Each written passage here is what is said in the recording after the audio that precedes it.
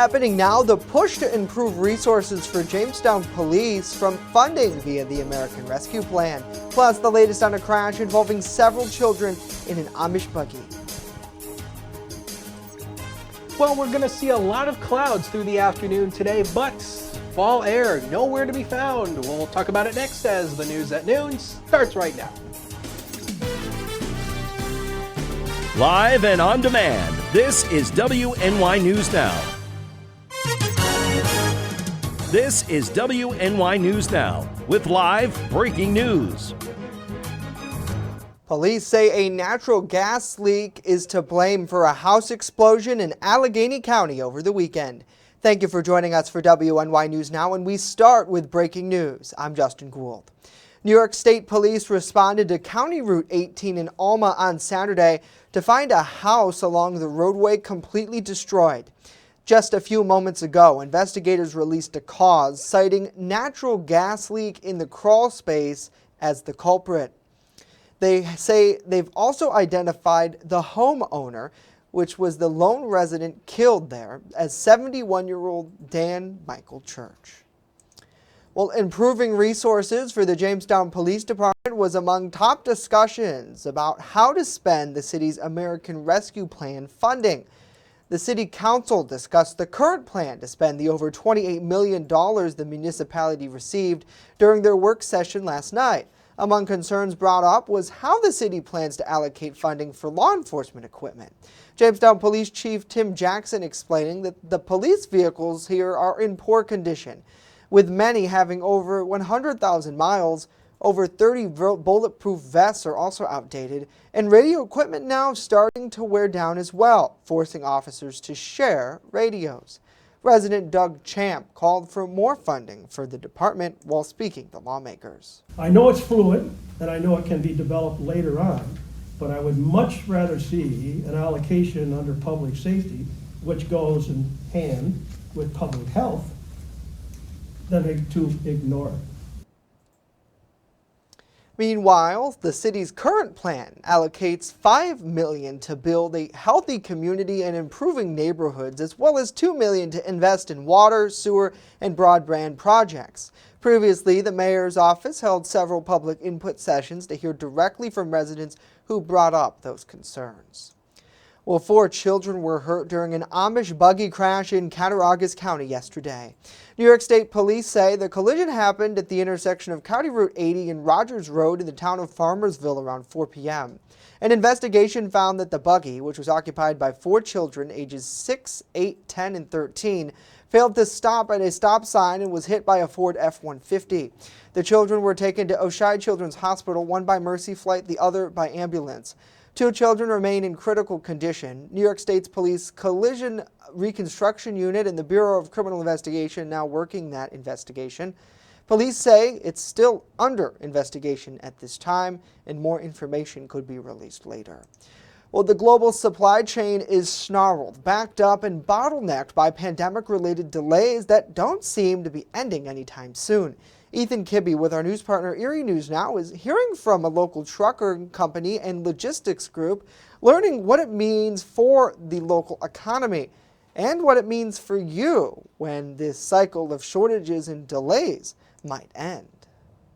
Business is booming at Barnhart Transportation in Northeast, with loaded big rigs rolling in and out of the facility. Things have been crazy as far as we have way more freight per driver than we've ever seen in the past. But it's not all smiles at the local company.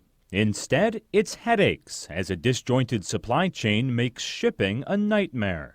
It constantly just delay after delay after delay as you're moving through the process. Barnhart says part of the snarl in the supply chain is a lack of trucks like these to move goods all over the country. He says you could get more up and running, but the parts needed to fix those trucks are sitting out on container ships just offshore with no way to bring them in. You can find yourself, waiting longer for parts to get your fleet back up and running, for stuff that you used to be able to just go to the dealership, pick it up, and you could get it done the same day. Those delays mean you'll want to start any major shopping now. Barnhart doesn't expect shortages of day-to-day items, but for big-ticket goods, he says plan ahead and be patient. If you want something for Christmas, you might want to order it now, because come time, if you're one of the procrastinators that waits till December to do your Christmas shopping, the stuff that you're looking for may not be there. You may have to just settle with what's on the shelf. And even after Christmas, the problem likely isn't going anywhere. Barnhart says we may see shortages, delays, and logistical backlogs for at least another year. I think we're going to be well into 2022, and I don't think you're going to see a lot of changes between now and the end of 2022.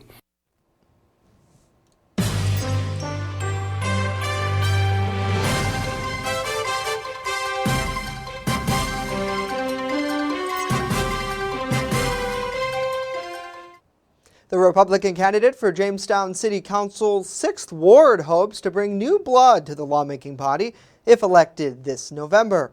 Andrew Faulkner recently bought a home in the Willard Heights neighborhood a few blocks away from where his parents raised him.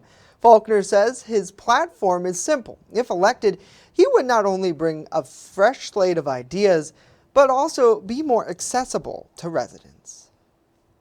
One of the things that I've been asking people, or they've asked me, is, who are you running against? And I say Tom Nelson, and they don't really know who he is, or they haven't seen him, they haven't heard from him, or they wouldn't know how to contact him.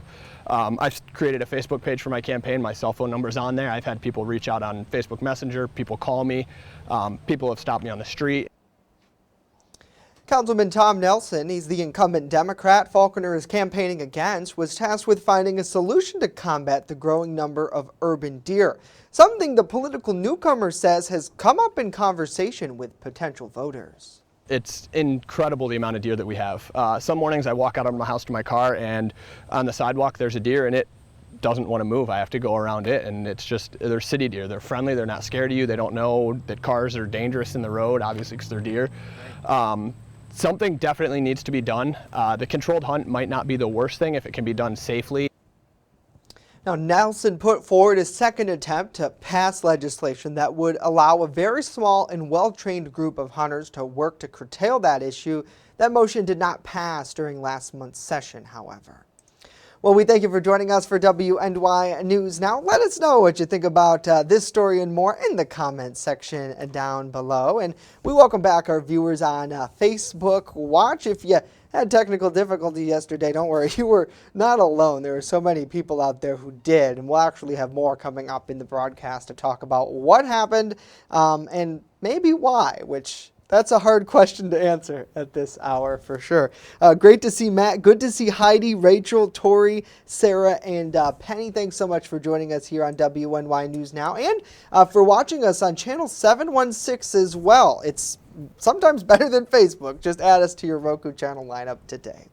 Well, now let's get a first check of our weather forecast. Chief Forecaster Dakota Hanna live with that. And Dakota, things are on the up and up in the temperature department. Yeah, I mean, temperatures are not going to be fall-like at all throughout pretty much the remainder of the week. We have been, we've been talking about that, how fall air kind of is going to be going away. Now we had some fog at the Randolph Beaches and Cream Sky Cam. It's since lifted, but the clouds are still around 65 with that dew point of 63. And you can see the clouds here basically just socked in here. And of course, some of what you're seeing here is, of course, the fog that we had across the southern tier this morning. The fog is pretty much all gone away for the afternoon hours, but we might see some more regeneration of fog by the morning hours tomorrow. 70 was the high yesterday, started the day at 60, 88, and 22 are the record highs and lows. So through the afternoon, that fog goes away. Otherwise, mostly cloudy to complete overcast. We may see some sun peaks later on this afternoon, but it's not a guarantee, though. 66 to 73 with a northeast wind. Now, these temperatures are going to continue throughout the week, but we will see a few more rain showers. We'll talk about it in detail with that 7-day forecast later on in the show. Justin. All right, we'll see you back here in 10 minutes' time. Thank you, Dakota. Well, Governor Kathy Hochul signed legislation that would allow certain vulnerable populations to use their SNAP benefits to purchase prepared foods from restaurants. Under the legislation, New York State's Office of Temporary and Disability Assistance will apply for USDA approval to authorize this restaurant meal program. The program allows homeless, elderly, and disabled SNAP recipients to use their benefits for prepared or hot food from participating restaurants. Now, before this legislation, SNAP recipients in New York could not use those benefits to purchase those prepared goods. Governor Hochul argues this prevents many populations that don't have access to cooking or food preparation, such as the elderly and disabled people, from using their SNAP benefits. It's very simple. Basic human need to be fed. And that whole premise of what is a simple proposition that people deserve to have food on their table and little children go to bed not with their tummies growling, but with a full sense that they have been nourished and they have the ability to continue and do well in school and people can just have a good, healthy life. That is as basic as it gets, my friends. The governor also launched a $25 million restaurant resilience program to provide additional COVID relief to the state's restaurant industry. Well, New York's Attorney General Letitia James delivering up to $1.5 billion throughout the Empire State in an effort to combat the opioid crisis. That's according to the AG's website, who reported Monday she began her Health NY tour of the state. The funds are going to all 10 regions of the state, and they're coming from different settlements she's negotiated after a lawsuit in March 2019. This is when various manufacturers were held responsible for perpetrating the crisis. Here locally, Chautauqua County will get between $1.4 million to $2.5 million, with Kent County slated to receive $700,000 to $1.3 million. Coming up next, what a Stockton man is in for after allegedly fleeing police on, get this, a tractor yesterday. And later, we preview a fall festival that's coming to Pekin Peak this weekend. Stay with us as WNY News Now continues.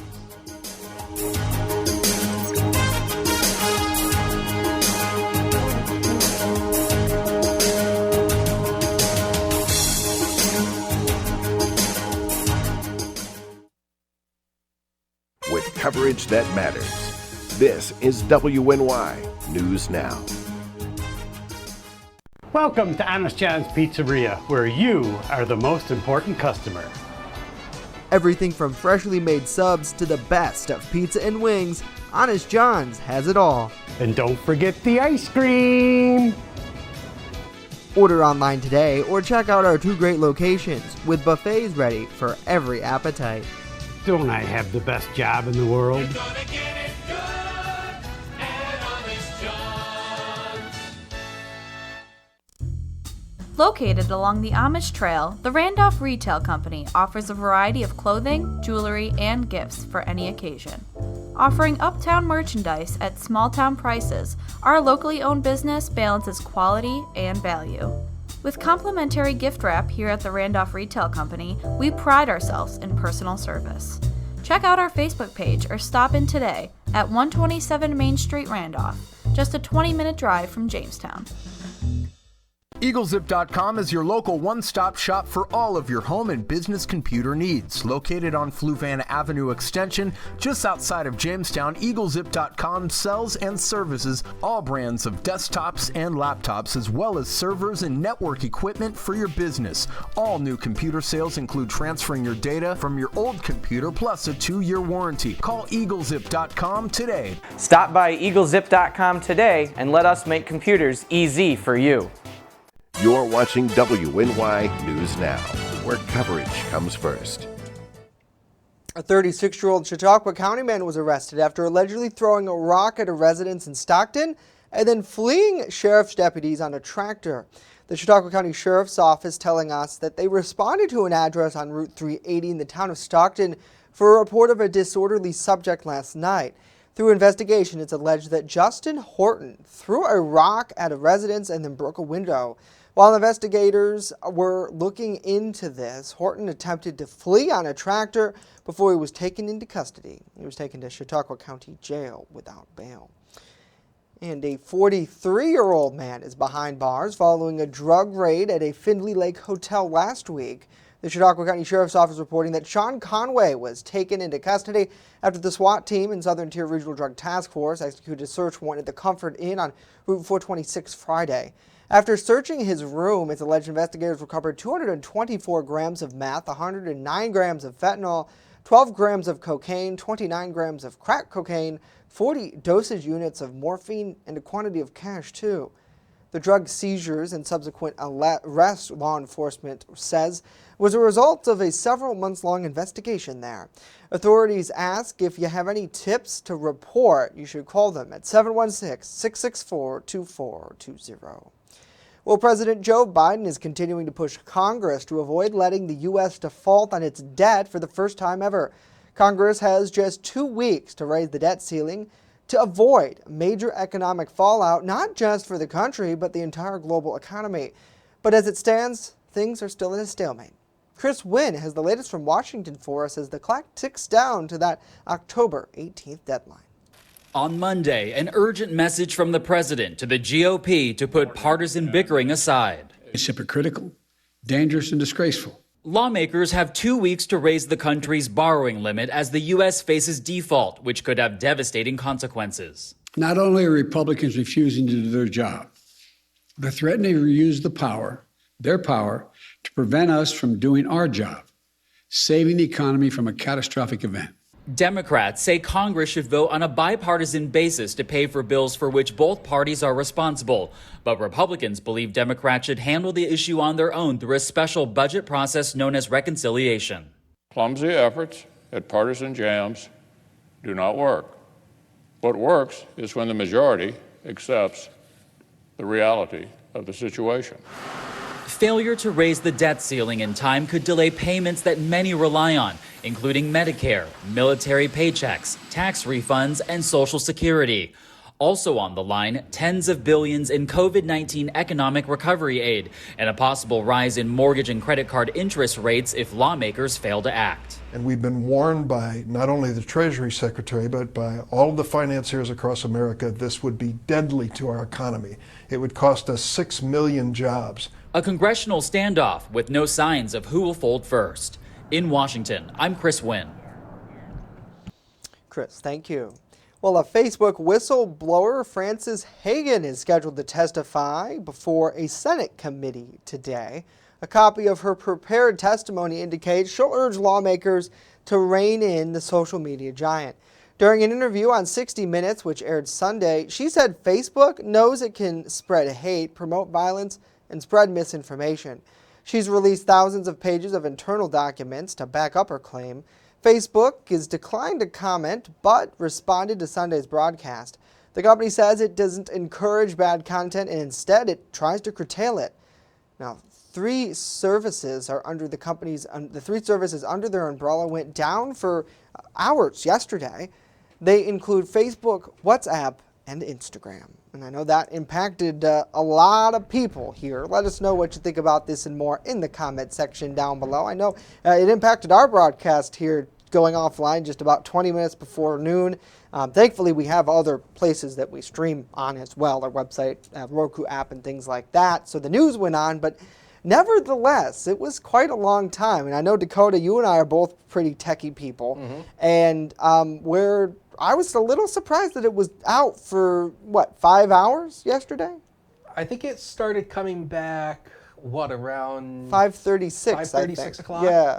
So it was out was for a slow back. almost a good 6 hours. Yeah. And what was actually funny was the domain, facebook.com, was registered for sale. Right. Online. I don't know. Is that true? Is that verified, or is that just some guy out there saying that? Apparently, I threw it out on my Snapface yesterday. Apparently, if you went to a website where you can find domain names, right, like and typed in GoDaddy or something, facebook.com, it said it was for sale.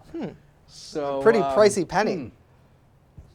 Well, you see, I think that happened to Google once a few years ago. I think it was a mistake. Google accidentally listed their domain for sale. Somebody bought it, and then Google challenged it, and the guy who bought it was forced to give it back because it was a mistake, even though he bought it legally. Well, Facebook, it was listed for sale. If you're listening to this, since this is on Facebook Live, maybe you should check that out. I don't know. It's tough. It is really tough. I think when you look at the regulations, free speech is important, and I think Facebook's trying their best to monitor that. Again, I mean, you know, Justin and I mean, you know, we talk about this internally. Social media was a place that was created with no rules. Right. And now here we are in 2021 making rules for something that has no rules. Right. Very difficult. Very difficult. And whether it should be done or shouldn't be done, I don't think there's a right answer. And either way, yesterday, I think it showed you how fragile everything is, regardless of what happened. I mean, I'm not a conspiracy theorist, but I don't believe in coincidences. So, you know, make up your own mind. Facebook Everything goes happens down. for a reason, folks. Yeah. I don't know. Were they hacked? Who knows? But And I enjoyed it. We might not no have drama. Yeah, it was nice. Nice break. That's for sure. Yeah. It was quiet. We get a lot of messages on Facebook, and I actually had a couple phone calls yesterday because viewers were wondering if it was down or not. We had the answer. We did. Good to see Joe. Good to see David. Good to see Debbie, Diane. David, Facebook on the way out? Maybe. What would be next? They have a lot of other social media platforms out there, so I don't know. Well, nothing lasts forever. Everything runs its course, that's for sure.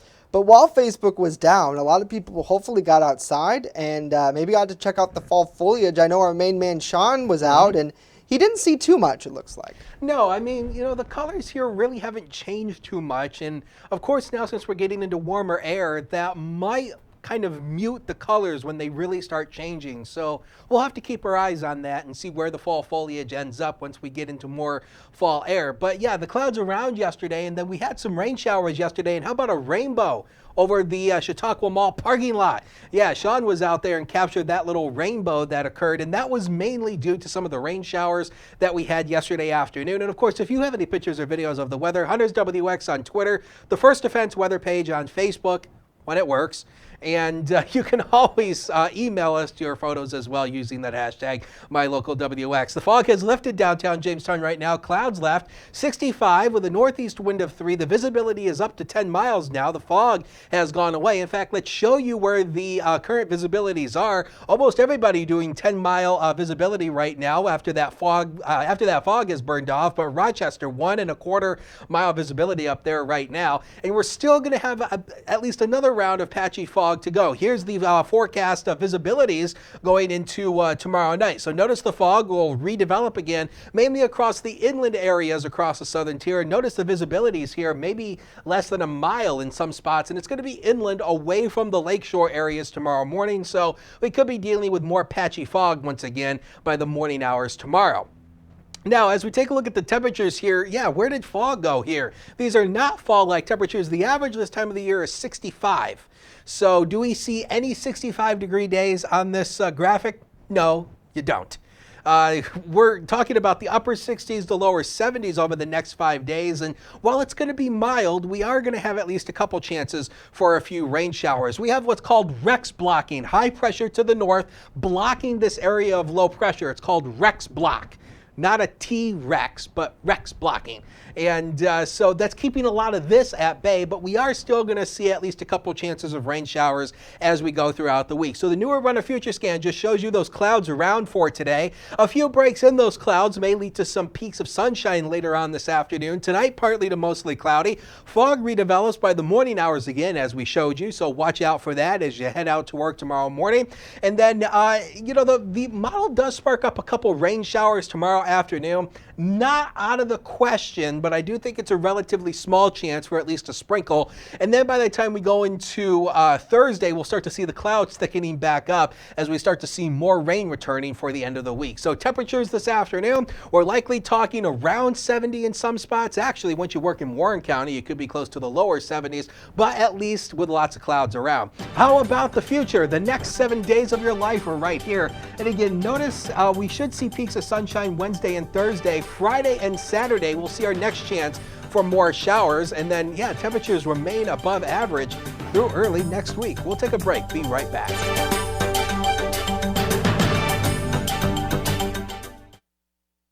With coverage that matters, this is WNY News Now. How prepared is your family if a hurricane shows up at your doorstep? Or a flood? Or a blizzard? You can't just turn away a natural disaster. That's why it's important to go to ready.gov/plan now. It has the tools and tips you need to make an emergency plan with your family. So if disaster comes knocking, let's go. You'll be ready to help keep your family safe. It's just a pizza. Yes. Make a plan today. I'm a survivor. I'm a survivor. I'm a survivor. Testicular cancer is the leading form of cancer in men aged 15 to 35. 1 in 250 men will be diagnosed with testicular cancer. But 98% will survive if detected early. As a survivor, I believe early detection is the key. Learn how to do a testicular self-exam and other important facts about testicular cancer at oneball4tc.com. You're watching WNY News Now, your source for breaking news. Welcome back. There's some great news for autumn lovers. After a year off, the Fall Fest is set to kick off at Peak and Peak this weekend. Haley Potter with our news partner WNY News Now visited that resort ahead of the big festivity. It's that time of year for Peak and Peak's annual Fall Fest, when they transform their resort into a celebration of the season. People that come in from all over the place, 100 miles away or more, and enjoy time with the family. Fall Fest runs this coming weekend, October 9th and 10th, and then the following weekend too. Nick Scott Jr., owner of Peak and Peak, tells me tens of thousands of people come out on the usual Fall Fest weekend. Now, you can't tell quite yet, but in less than a week, all things here at the Peak will be decked out for the Fall Fest. And Scott says that's exciting, especially after a year off. Unfortunately, with the pandemic, we had to take a year off, but this is our 33rd year. It's great family fun. We expect a ton of people.